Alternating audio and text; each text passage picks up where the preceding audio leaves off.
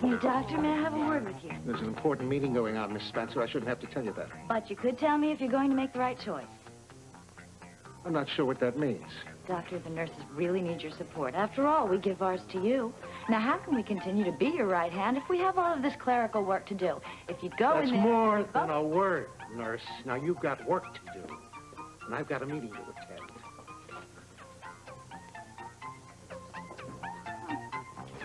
You're taking advantage, Audrey. You're taking liberties and presuming too much simply because you're my wife. I am not. I'm talking as one professional to another.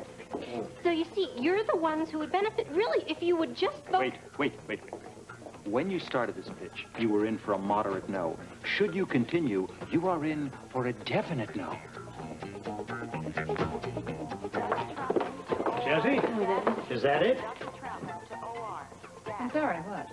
I don't get this cold shoulder from you, too, do I? Oh, I'm not giving you a cold shoulder. You're an exception from the rest of your nurses. All I've been getting is growls, scowls, and assorted insults all day. Don't they know, and don't you know, that I don't have a vote in these proceedings? Oh, yes, we know. We also have a very good idea of where your sympathies lie. Well, that's interesting, since I don't know myself. Oh, you're on our side. I never said that. Uh-huh. Well, then you better start getting used to cold shoulders, because you're going to run into quite a few of them, unless you're with us. Good day, sir. Good day, sir. Another one. I'm besieged. I'm here to relieve Amy, Doctor. Thank heavens. Amy, go. I'm so glad you're here, George. I need someone around who's sensible. Sensible nurse, Doctor, not sensible clerk. Mark, you have to see the nurse's side. Bobby Spencer practically hit me over the head with it. She is one of the best, Mark. Not to mention president of the Nurses Association. And she has them all very well organized. Too much so. It's absolutely ridiculous.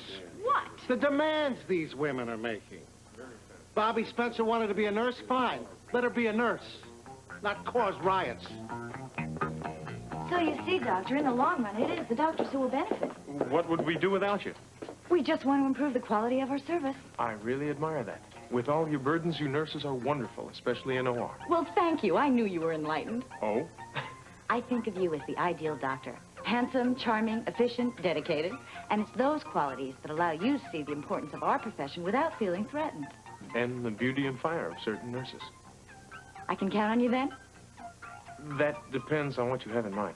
Frankly, Miss Spencer, I haven't a clue what you're talking about.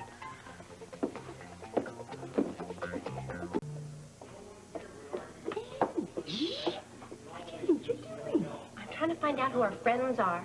Listening indoors is no way to find out. Maybe not, but I'll tell you one doctor is definitely not on our side. Grant Putnam.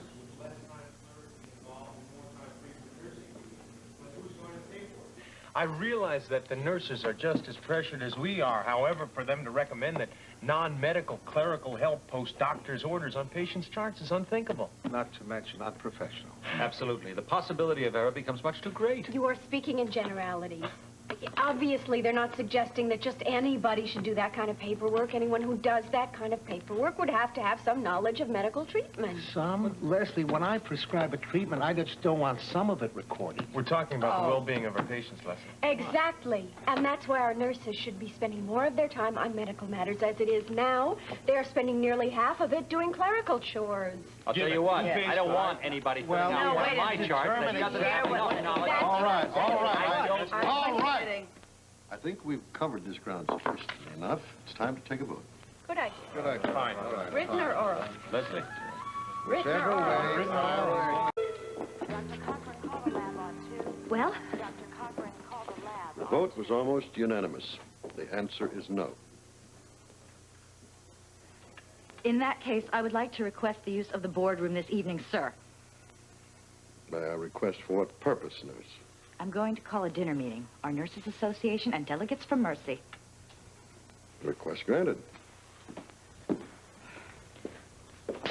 I'll tell you one thing, I could take some prime rib of beef right now. Sounds good to me. What about the floating rib? Well, if there's no emergencies. Amy, any messages? What was the vote? Beg your pardon? The vote, what happened? Very little, actually. Status quo, Amy. I don't believe it! You better believe it. Things go on as they always have, Amy. Well, I have got some bad news for you, too. Dr. Dante, Mrs. Crowley, post-op on 7, is in a great deal of pain. And, Dr. Quartermain, you have a whole clinic full of patients just waiting for you. Well, that's the end of the rib, Mark. Well, that's too bad. Thank you, nurse. Dr. Richardson, report to X-ray. Dr. Richardson, report to X-ray. Can't believe it. Only one doctor in the entire staff seriously considered the dilemma of the nurses? Don't make me repeat myself, Audrey. Dr. Troutman to OR, stat. Dr. Troutman to OR, stat.